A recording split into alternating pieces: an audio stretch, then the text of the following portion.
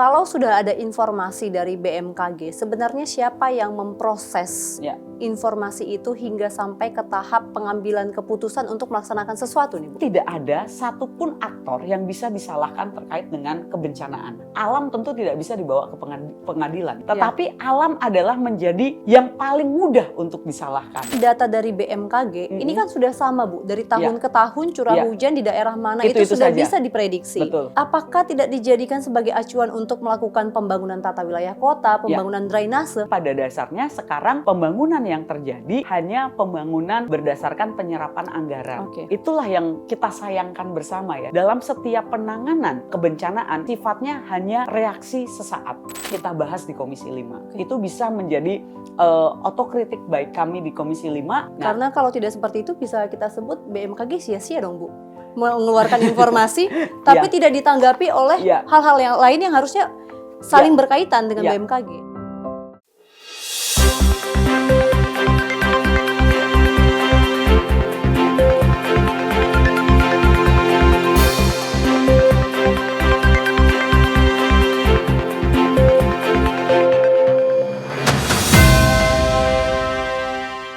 Pemirsa Kabar Nusantara, belakangan kita melihat Indonesia dilanda oleh bencana hidrometeorologi.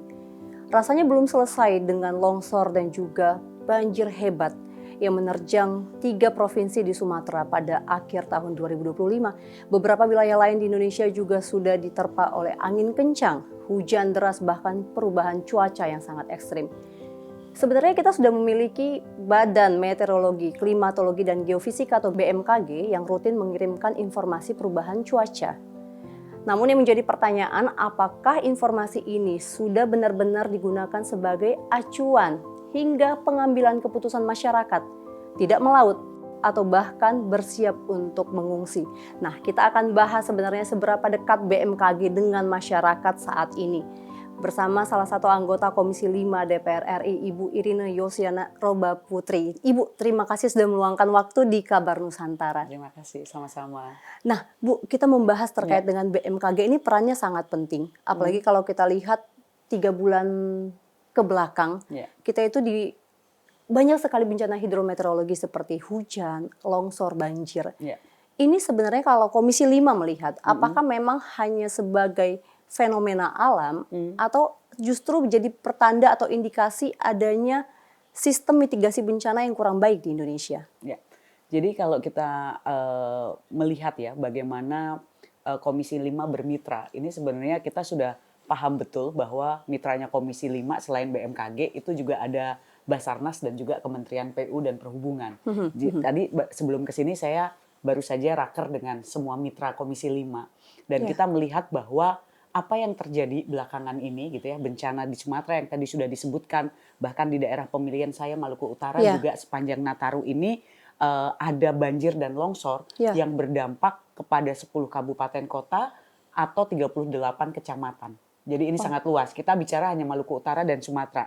Kita belum bicara di Bali, di Kalimantan dan bisa dikatakan hampir menyeluruh gitu lah bencana ini terjadi. Pertanyaannya adalah apakah ini hanya penyebabnya karena cuaca yang ekstrim gitu ya. Kalau saya dan Komisi 5, kami meyakini betul bahwa bencana yang datang, bencana yang ada akhir-akhir ini, perubahan iklim ataupun cuaca ekstrim itu bukan penyebab tunggal gitu. Tetapi ini hanya menjadi salah satu penentu gitu ya. Di Bali contohnya, hujan lebat sepanjang 3 hari. Banjir gitu. Tetapi kita juga tidak bisa menyalahkan hujan lebat sebagai satu-satunya penyebab. Karena kita tahu bahwa tata ruang terus lalu degradasi lingkungan dan lain sebagainya itu juga menjadi penyebab. Jika kita mau jujur, hal serupa pun juga terjadi di Sumatera dan juga Aceh, Padang dan lain sebagainya gitu. Jadi cuaca bukan faktor tunggal. Tetapi disinilah letak di mana kita harusnya melihat ini sebagai satu kesatuan yang utuh gitu. Dan itu juga terkait dengan bagaimana kita menyelesaikan ataupun menangani bencana.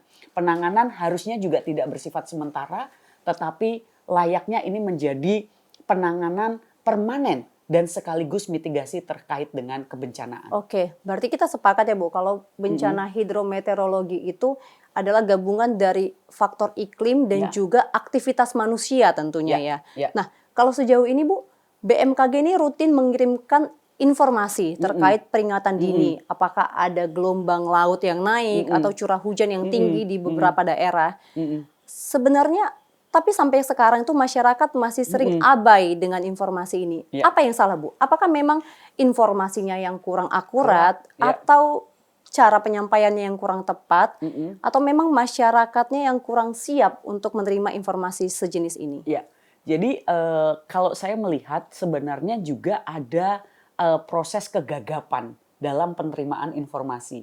Dalam artian begini, BMKG dengan segala potensi dan juga prasarana yang dimiliki menjadi satu-satunya lembaga yang berperan aktif di dalam memberitakan kondisi terkini terkait dengan cuaca. Tetapi pertanyaannya adalah ada gap antara informasi dan aksi yang dilakukan oleh masyarakat, gitu kan? Jadi masyarakat belum terintegrasi secara utuh di dalam pengambilan keputusan harian terkait dengan informasi yang diberikan BMKG.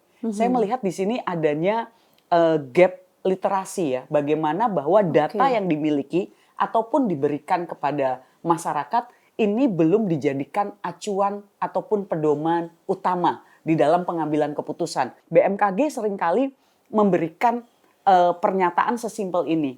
Kami yang menyediakan data, lalu data diberikan kepada siapa dan siapa melakukan apa. Yes. Nah, ini yang saya pikir bukan permasalahan tumpang tindih kebijakan ya. Kalau kita melihat bahwa pemangku-pemangku kebijakan belum secara maksimal juga menggunakan data dari BMKG ini untuk mempengaruhi ataupun menginformasikan kepada masyarakat sebaik-baiknya terkait dengan data itu. Nah, kita mengetahui bahwa beberapa hari sebelum curah hujan yang lebat di Sumatera, itu BMKG sudah menginformasikan. Tetapi kita juga mengetahui bahwa pemerintah daerah bisa dikatakan tidak bereaksi maksimal terkait dengan data tersebut. Nah, jadi permasalahannya kita tidak bisa menjadikan BMKG sebagai aktor utama yang memiliki tanggung jawab terhadap sosialisasi informasi itu, tetapi adanya integrasi komunitas yang harusnya kita bangun secara maksimal. Itu yang mau saya pertegas juga nih Bu. Sebenarnya bagaimana Komisi 5 memandang BMKG ini? Apakah dia hanya sebagai penyampai informasi atau sebagai aktor utama dalam menetapkan keputusan di Indonesia nih? Baik jadi, dalam segala aspek. Ya, BMKG tentu menjadi aktor yang sangat strategis. Tetapi dia tidak bisa ditempatkan menjadi aktor utama di dalam pengambilan keputusan. Kenapa? Ya karena masyarakat yang punya adalah daerah gitu kan. Masyarakat yang punya adalah pemerintah dan BMKG hanyalah satu elemen gitu loh. Yang perlu kita jawab saat ini adalah yang saya katakan tadi bahwa pengambilan peran hari ini antar lembaga per lembaga, BMKG umpamanya kepada penanggulangan bencana nasional ataupun daerah ataupun kepada Basarnas ataupun kepada stakeholder lainnya, umpamanya di pelabuhan, di pelayaran, di penerbangan dan lain sebagainya. BMKG adalah mitra yang sangat strategis, tetapi dia tidak bisa menjadi utama. Yang menjadi utama adalah pemerintah daerah, dalam hal ini mungkin kepala daerahnya yang harus secara tegas menggunakan, memanfaatkan data yang telah dikelola oleh BMKG dan pastinya dengan dukungan peralatan, dukungan anggaran yang kita selalu support juga untuk selalu ditingkatkan ya efektivitasnya, kekiniannya, kecanggihannya untuk membaca dalam memprediksi ataupun membaca cuaca, tentu ini harusnya dimanfaatkan oleh stakeholder. Dan bagi kami melihat bukan karena siapa melakukan apa, terus tumbang tindih, tidak. Tetapi saya melihat bahwa ini ada kekosongan peran yang tidak dijalankan. BMKG mengalirkan informasinya itu pasti akan diberikan kepada stakeholder, tapi stakeholder ini memerintah ke siapa dan melakukan apa, itu yang belum terjawab. Nah sebenarnya informasi yang dikirimkan oleh BMKG harus disambungkan oleh pemerintah daerah kepada masyarakat. Nah tapi kenapa seolah-olah informasi ini belum dinilai cukup penting oleh pemerintah daerah ataupun jajarannya untuk disebarluaskan, Bu? Apa masalahnya di mana? Ya menurut saya mungkin banyak hal ya, banyak faktor ya. Terutama mungkin juga faktor terkait kalau ngomongin dapat data terus mau bicara apa kan ini banyak sekali. Dalam pemerintah kita ada kebijakan. Kebijakan selalu memiliki konsekuensi terhadap pendanaan. Nah, terkait dengan kebencanaan, apakah hari ini daerah kita juga siap melakukan mitigasi bencana? Ada datanya, ada perintahnya, lalu gagap. Karena kita ketahui juga banyak sekali daerah yang tidak mencadangkan anggaran untuk mitigasi bencana gitu. Kalau Ibu sendiri melihat sebenarnya Mm-mm. informasi cuaca seperti yang Yes. dikeluarkan oleh BMKG dinilai penting nggak di mata masyarakat? Eh, kita bicara masyarakat ini bicara 500 sekian juta penduduk Indonesia.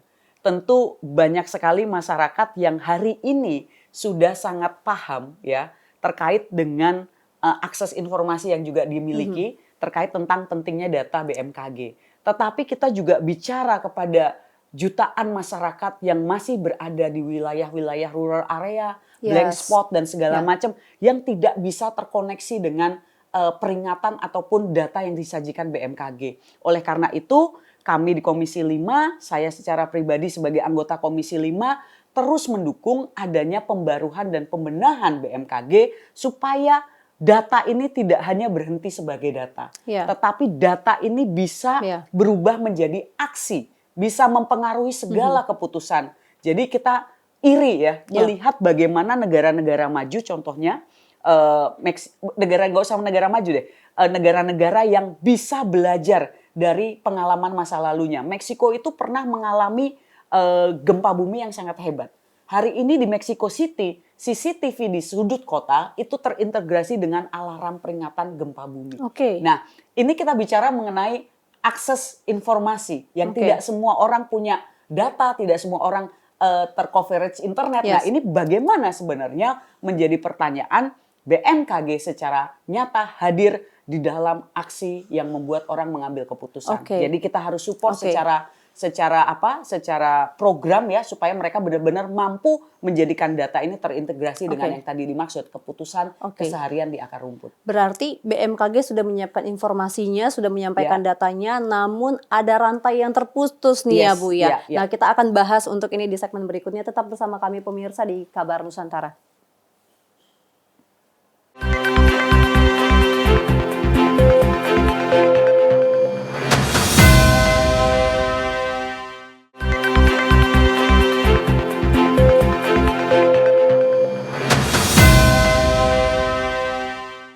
Anda kembali menyaksikan Kabar Nusantara pemirsa. Tadi kita sudah membahas terkait bagaimana sebenarnya BMKG di mata masyarakat dengan Ibu Irina. Ya. Dan kita melihat bahwa ada mata rantai yang terputus ya Bu. Mm-mm. Jadi yang menjadi pertanyaan selanjutnya dari saya, kalau sudah ada informasi dari BMKG, sebenarnya siapa yang memproses Ya. informasi itu hingga sampai ke tahap pengambilan keputusan untuk melaksanakan sesuatu nih Bu? Jadi memang kita tadi melihat ya bahwa informasi dan aksi itu ada yang terputus gitu ya. Dan aksi itu bukan wilayahnya BMKG lagi tentunya gitu, tetapi adalah Ya. kepada mereka yang pengambil keputusan tertinggi.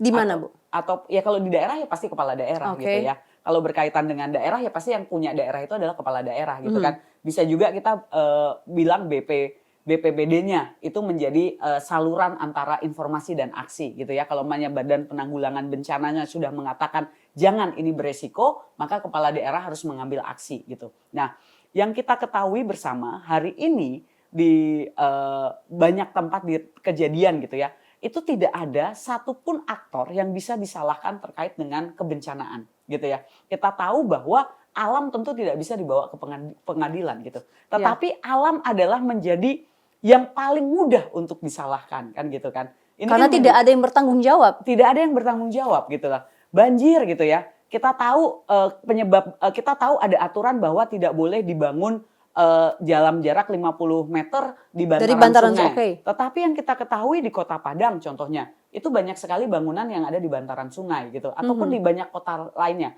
Lalu terjadi banjir bandang, ada korban dan ada korban jiwa ataupun korban infrastruktur. Lalu yang disalahkan siapa? Apakah pemberi izinnya pernah disalahkan? Apakah mereka para kontraktor yang nekat membangun pernah disalahkan gitu kan? Nah, ini kan kita bicara mengenai integrasi di dalam setiap pengambilan keputusan bahwa BMKG itu cuma sifatnya memberikan informasi. Kita tahu lah pasti gitu ya. Apakah sebuah bangunan itu layak apa tidak ditempatkan di situ? Yes. Ya, kalau secara info data bahwa curah hujan itu selalu akan terserap di daerah cekungan, kenapa masih membangun daerah di cekungan? Nah, gitu kan? itu yang menjadi pertanyaan saya. Sebenarnya apakah data dari BMKG ini kan sudah sama, Bu, dari tahun ke tahun curah hujan di daerah mana itu sudah saja. bisa diprediksi. Betul, itu saja. Apakah tidak dijadikan sebagai acuan untuk melakukan pembangunan tata wilayah kota, pembangunan drainase? Sejauh ini bagaimana, Bu? Nah, itulah yang kita sayangkan bersama ya, dalam artian dalam setiap penanganan kebencanaan sifatnya hanya reaksi sesaat. Tetapi kita tidak melihat bahwa penanganan kebencanaan selain solusi permanen, makanya kalau namanya dalam infrastruktur tadi kayak PU ya, kita minta dibangunkan jembatan, kita minta dibangunkan waduk dan segala macam gitu. Tetapi kan itu sifatnya adalah hanya infrastruktur. Tetapi dalam mitigasi secara holistik, kita tidak pernah secara serius mereka yang terlibat di dalamnya itu duduk bersama dan menyepakati sebuah aturan kelembagaan dan kementerian bersama. Dalam artian yang dirugikan hari ini pasti adalah Kementerian PU. Karena jalannya hilang, jembatannya hilang, sungainya hilang dan segala macam. Pembahasan kebencanaan ini kita tidak pernah bicara bahwa setelah ini tolong dalam radius berapa ada penghijauan. Kita bangun kalau yang saya banjir di wilayah pesisir, ayo sama-sama kita bangun berapa mangrove yang harus dibangun dan segala macam dan segala rupa. Dan betul-betul kita juga meminta gitu ya kepada masyarakat dan kepada pemerintah daerah bahwa sama-sama dari bawah sampai atas itu disiplin diri. Tata ruang itu tidak boleh seenaknya diganti ataupun pergunaannya itu benar-benar harus tertib gitu. Kalau emang itu wilayah penghijauan ya jangan dibangun hotel gitu loh. Namun faktanya selama ini belum ada yang seperti itu ya, Bu. Apakah memang ada ego sektoral sehingga saya melihat semua ini lebih dibebankan kepada bisa disebut kepala daerah langsung yang akan memikirkan bagaimana daerahnya, apakah ini akan berpotensi banjir, apakah kalau dibangun ini akan merusak daerah yang mana. Itu kan berarti lebih ke antara kepala daerah sendiri yang memikirkan untuk wilayahnya masing-masing. Kan jelas Mbak, bahwa yang punya daerah itu kan kepala daerah.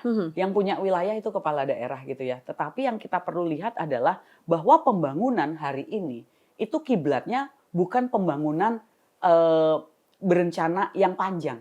Tetapi pembangunan hari ini ataupun tanggap bencana hari ini sifatnya hanya sementara dan pasti bertitik berat kepada kebutuhan ekonomi. Dinilai bahwa hutan penghijauan itu nilainya lebih rendah dibandingkan dengan pembangunan villa atau untuk pembangunan tambang untuk jangka panjang dan segala macam. Dan perlu diingat ya bahwa alam lagi-lagi air itu namanya air, dia akan mencari jalannya sendiri kalau nggak dikasih jalan. Gitu loh. Jadi wajar kalau sungai yang dulunya 50 meter terus dijadi 30 meter, dia akan meluap dong. Karena air sifatnya kan mencari jalannya sendiri. Nah, makanya hal-hal yang sebenarnya sudah menjadi aturan baku, menjadi aturan dasar yang secara saintifik juga bisa dipertanggungjawabkan, jangan dilanggar gitu. Nah, kalau untuk PUPR ini kan juga ada di bawah Mitra Komisi 5. Apakah pernah Bu ketika melakukan rapat Komisi 5 dengan PU juga membawa pertimbangan data cuaca yang dikeluarkan oleh BMKG terhadap rencana pembangunan ke depan? Bagaimana di Komisi 5? Idealnya begitu, bahwa idealnya pembangunan itu kita harus berbasis data, ya kan? Bahwa data dan resiko terhadap bencana itu harus dipertimbangkan. Tetapi pada dasarnya sekarang pembangunan yang terjadi adalah hanya pembangunan berdasarkan penyerapan anggaran dan juga pelayanan publik gitu. Tetapi dalam proses pembangunan resiko terhadap kebencanaan itu saya rasa belum terlalu banyak dibahas atau didiskusikan gitu ya. Titik beratnya selalu dalam penyerapan. Titik beratnya adalah menjawab kebutuhan masyarakat dalam waktu yang pendek gitu. Tetapi dalam resiko kebencanaan, mitigasi bencana, hal tersebut belum secara maksimal dan secara sering gitu ya kita bahas di Komisi 5. Itu bisa menjadi otokritik baik kami di Komisi 5 ataupun juga mitra kami yang memang harusnya memiliki ataupun menjalankan aturan yang ada gitu ya. Nah, Karena kalau tidak seperti itu bisa kita sebut BMKG sia-sia dong Bu. Mengeluarkan informasi tapi ya, tidak ditanggapi oleh ya, hal-hal yang lain yang harusnya ya, saling berkaitan dengan ya. BMKG. Secara teknis tentu BMKG sudah melampaui apa yang menjadi fungsinya ya. Dalam hal ini saya sangat yakin kepada mitra kami BMKG, tetapi memang dalam penangkapan ataupun pengelolaan informasi itu yang memang banyak sekali stakeholder yang belum mampu menanggapinya dengan Yes. sungguh-sungguh gitu ya. Dalam artian memang tadi saya katakan di awal, karena pengaksesan informasi inilah yang menjadi permasalahan lain. Oke. Jadi BMKG bukan aktor tunggal gitu Ya, ya betul. di dalam kita menjawab tantangan terkait dengan perubahan cuaca ataupun beberapa yang terkait dengan iklim ini ya. Tetapi BMKG saya pikir harus dimanfaatkan secara maksimal agar kehidupan kita secara harmoni kita bisa bersama berjalan dengan alam dan tantangannya. Gitu. Kalau dari hasil rapat dengan BMKG nih Bu, apa mereka curhat apa? Apa kendala-kendala yang dialami oleh BMKG? Oh, kendalanya sih lucu-lucu ya kalau mainnya terkait dengan peringatan ya. Seperti contohnya gini, banyak sekali alat-alat yang hilang di lapangan. Ya, Wow. itu salah satunya. Dalam artian karena kan kita kayak tsunami, gempa apa segala macam kan mungkin masyarakat belum secara sadar bahwa itu adalah Alat penting gitu. alat penting gitu. Nah, itu yang pertama. Lalu yang kedua, adanya kebaharuan terhadap teknologi untuk menunjang kinerja BMKG juga menjadi salah satu yang dicurhatkan. Kita butuh gitu ya, dalam artian juga a new habit or new culture di dalam menanggapi data BMKG gitu ya. Dalam artian bahwa ketika ada berita pasang ombak yang tinggi, nelayan tidak boleh melaut, peringatan dari pemerintah seharusnya tidak hanya nelayan tidak boleh melaut gitu. Karena nelayan tidak melaut itu akan banyak yang nekat karena desakan faktor ekonomi. Sehingga jawaban yang holistik harusnya adalah ketika sistem BMKG sudah memperingati, maka pemerintah daerah ataupun pemerintah secara keseluruhan harus memberikan tanggapan seperti apa. Pelarangan sudah tentu pasti. Tetapi setelah pelarangan ada tahapan-tahapan apa. Sehingga nelayan tidak dengan serta-merta nekat dalam tanda kutip untuk melakukan itu. Ataupun ketersediaan tata ruang ya. Seperti masyarakat kalau ditanya kalau mau bangun bantaran sungai, pasti juga nggak mau karena ada risiko kena banjir lah.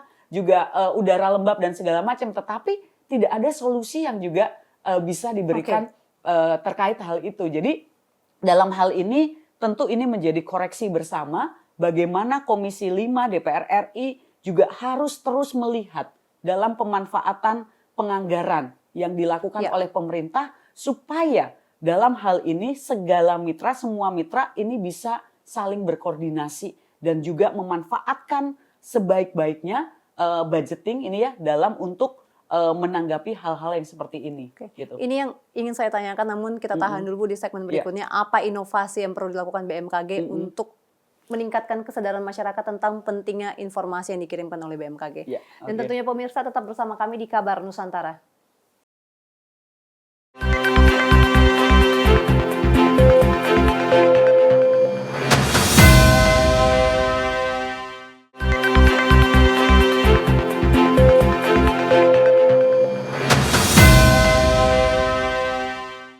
Anda masih menyaksikan Kabar Nusantara pemirsa, dan dari dialog kita tadi Bu, mungkin saya sendiri bisa menarik kesimpulan bahwa BMKG ini masih sebagai penyedia informasi, bukan sebagai aktor utama dalam mitigasi bencana nasional. Sebenarnya apa yang perlu diperkuat untuk bisa memperkuat peran BMKG? Apakah kewenangannya atau anggarannya? Bagaimana menurut Ibu? Menurut saya dua-duanya ya, kewenangan dan anggaran. Dalam hal ini harapannya bahwa BMKG tidak lagi hanya sifatnya sebagai lembaga penghimbau, tetapi bisa menjadi lembaga yang mengikat terkait dengan kebijakan publik, terkait dengan informasi yang diberikan. Dalam artian begini, sering kita dengar ataupun kita lihat gitu ya, dalam curah hujan tertentu ataupun badai tertentu, maka diputuskan di sebuah kota itu tidak bekerja atau work from home gitu kan. Ya. Tetapi yang bisa memutuskan work from home inilah yang tidak merasa bahwa dia terikat terkait dengan informasi yang diberikan BMKG. Nah, sehingga jikalau dalam kewenangannya BMKG bisa mengikat menjadi sebuah keputusan publik, tentu ini menjadi game changer bagi BMKG dan bagaimana masyarakat juga melihat pentingnya informasi yang disajikan oleh BMKG. Dan bagi BMKG sendiri ini menjadi sebuah legitimasi di mana tidak boleh ada toleransi untuk melakukan pendataan atau pembacaan terkait dengan iklim ini nggak boleh salah sama sekali. Karena berkaitan dengan keseharian apapun langsung berkaitan dengan kehidupan masyarakat itu sendiri terkait dengan pengambilan keputusan gitu. Jadi saya membayangkan gitu ya, jika memang kita mampu memberikan kewenangan lebih terkait dengan BMKG, tidak hanya sekedar menjadi lembaga penghimbau, tetapi juga sebagai lembaga yang mampu mengikat terkait dengan keputusan, maka BMKG bisa memiliki ruang ya.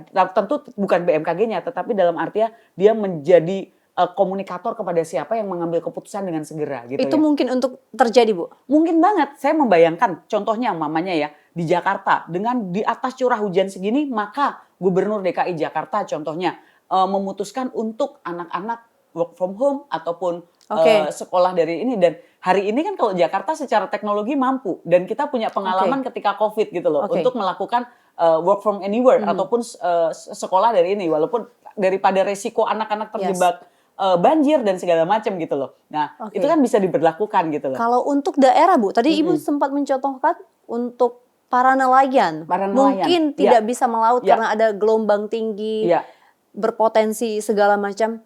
Kira-kira bagaimana? Mungkin tadi Ibu juga sudah menyebutkan bahwa ada faktor ekonomi yang menekan para nelayan ini jadinya tidak mentaati apa yang disampaikan. Kira-kira apa yang bisa dibantu oleh pemerintah? Iya, dalam hal ini tentu kayak nggak hanya nelayan ya, dalam artian saya membayangkan kami di Maluku Utara gitu, ketika gelombang besar lalu diputuskan tidak ada pelayaran gitu, sementara kami sangat bergantung kebutuhan pokok kami dari kiriman dari daerah lain, tentu ini akan berdampak sekali pada bukan saja infrastruktur ya, kalau kejadian apa-apa itu sesuatu yang kebutuhan dasar gitu. Nah, hal ini tentu harapannya gitu pemerintah bisa secara konsep gitu ya memiliki safety net bagi daerahnya sendiri. Dalam artian segala profesi yang langsung berdampak terhadap keputusan itu dia sudah memiliki skenario yang bijak. Ketika musim penghujan di mana laut mulai tinggi, angin mulai lebat, perdagangan yang melintasi batas itu akan terhambat. Pemerintah menciptakan apa? Apakah ada subsidi kapal yang lebih besar? Ini hubungannya dengan Kementerian Perhubungan. Apakah ada dana anggaran yang lebih besar untuk Kementerian PU mamanya mengatasi masalah drainase dan segala macam. BMKG ini kan Bu masih berkaitan erat dengan PUPR untuk pembangunan. Apakah ke depan akan dilakukan semacam ada peraturan tertentu atau peraturan khusus yang mewajibkan ketika PUPR harus berkoordinasi dengan BMKG untuk melakukan pembangunan sesuatu yang tidak merusak lingkungan dan juga mengancam keselamatan tentunya. Nah, ini juga saya pikir ini menjadi refleksi kita bersama tentunya apa-apa saja baik itu secara koordinasi ataupun secara budgeting ataupun secara perundang-undangan yang bisa kita perbaharui dan kita tingkatkan ya, dalam artian bahwa kita pasti tidak ingin hal itu terulang gitu. Dan lagi-lagi kita tidak bisa menyalahkan alam gitu ya. Tetapi bagaimana kita sebagai manusia, sebagai masyarakat, sebagai pemerintah, sebagai pemangku kebijakan betul-betul harus secara sadar, disiplin dan memahami apa yang harus dilakukan ke depannya, agar hal-hal seperti ini tidak perlu lagi kita alami. Kalau dari Bu Irina sendiri melihat perlu nggak Bu ada inovasi yang dilakukan BMKG terkait dengan pesan yang disampaikan kepada masyarakat agar tentunya lebih mudah dipahami oleh masyarakat akar rumput, para nelayan, para pedagang atau para mungkin travel yang melayani di banyak pelabuhan gitu. Bagaimana? Apakah perlu ada perubahan sedikit? Menurut saya yang menjadi permasalahan utama tadi ya setelah kita diskusikan bersama adalah bagaimana informasi itu tidak menjadi sebuah informasi yang efektif kan gitu. Berarti mungkin dalam hal ini yang perlu diperbaiki ataupun perlu ditingkatkan adalah the way of communicate atau bagaimana BMKG itu konfi ya ataupun menyalurkan informasi tersebut gitu. Metodenya seperti apa? Saya membayangkan zaman dulu gitu ya di Jawa ketika sistem pos kampling itu masih dilaksanakan, kita tahu kentungan satu itu menandakan apa, kentungan 2 itu menandakan apa. Tetapi dengan segala keteknologian ini kok kita malahan tidak memiliki satu suara, satu bahasa di dalam penentuan alarm darurat gitu. Dalam artian saya waktu itu kebetulan sedang berada Meksiko dan merasa sangat takjub gitu. Di sepanjang jalan itu benar-benar the whole city itu berbunyi alarm karena gempa yang sangat kecil. Tetapi semua mobil jadi berhenti dan minggir dan seluruh orang yang ada di gedung ada di pinggir jalan gitu. Nah ini kan karena adanya keseragaman pembahasan terkait dengan kondisi dan peringatan gitu. Jadi kalau umumnya masyarakat tenang itu bunyinya seperti apa, harusnya informasinya masyarakat boleh panik ketika kondisi apa dan itu disampaikan dengan apa gitu loh. Saya berharap sekali ke depannya semua stakeholder baik itu BMKG yang mungkin bisa menjadi garda terdepan di dalam penentuan pola komunikasi ini dan juga itu nanti disesuaikan oleh Indonesia luas banget. Kita nggak mungkin punya satu language gitu, satu bahasa untuk menyeragamkan itu gitu. Tetapi paling tidak ada keseragaman di dalam penyampaian pesan gitu. Kita pakai apa nih? Kalau umpamanya yang ada sinyal ya, apakah di handphonenya langsung bunyi ada pop up gitu ya? Harus bekerja sama dengan seluruh provider gitu dan itu sifatnya adalah public service gitu ya, pelayanan publik yang tidak dikenakan charge atau apa, jadi ada pulsa nggak ada pulsa tuh bunyi aja gitu. Itu mungkin bisa seperti itu atau mungkin di daerah-daerah rural kita benar-benar harus menciptakan tiang-tiang alarm atau seperti apa sebagai gantinya kentongan gitu loh. Atau apa gitu. Dan itu menurut saya adalah teknologi yang hari ini sangat mungkin dijawab. Ada inovasi-inovasi semacam itu. Karena informasi ini tidak akan ada manfaatnya jika tidak terkomunikasikan dengan sangat baik. Dengan masyarakat langsung. Ada lagi, sudah dikomunikasikan, tidak ada tindakan gitu. Jadi saya pikir ini menjadi segitiga yang harus kita jawab. Informasi disampaikan kepada siapa melaksanakan apa. Mungkin bisa secara paralel bagaimana memperbaiki koordinasi antara BMKG dengan pemerintah daerah. Tapi juga sejalan dengan masyarakat diberikan literasi, awareness juga Bu. Jadi kita punya satu bahasa yang seperti tadi Ibu sampaikan, satu bahasa kita jadi paham dan kalau masyarakatnya juga lebih aware terhadap bencana, tentu semakin giat mendorong pemerintah daerah, tentu akan semakin baik tentunya peran BMKG dan informasi. Semakin kecil untuk masyarakat. Ini diskusi yang sangat menarik Bu dan saya juga berharap bahwa ini bisa Ibu bawa juga dalam rapat dengan Komisi 5 dan dengan BMKG dan juga kementerian lain yang ada di mitra Komisi 5 Bu. Dan tentu kita berharap bahwa karena tadi kita sepakat bahwa bencana hidrometeorologi ini bukan hanya perubahan cuaca saja namun juga ada aktivitas manusia yang berperan di dalamnya. Tentu kita berharap bahwa Indonesia selalu aman, selamat dan Indonesia makin baik dalam mitigasi bencana. Sekian dari kami di episode Kabar Nusantara kali ini dan terima kasih kepada Ibu Irina. Selamat melanjutkan tugas di Komisi 5. Kami sangat menitipkan ini kepada Ibu dan pemirsa Anda juga dapat tulis di kolom komentar kira-kira kita akan bahas apa selanjutnya untuk di episode berikutnya di Kabar Nusantara. Dan sekian dari saya, sampai jumpa.